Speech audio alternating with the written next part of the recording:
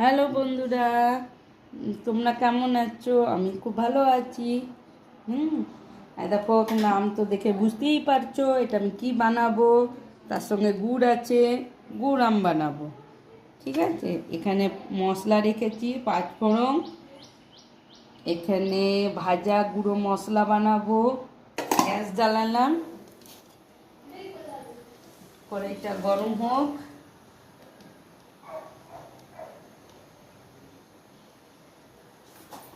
তেল দিলাম,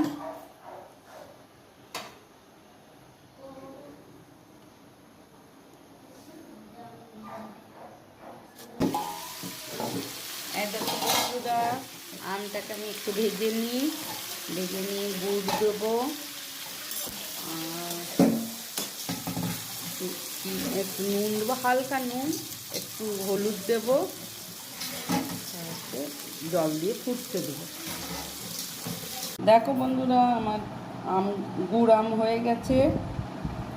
তোমাদের কেমন লাগলো দেখে বলো।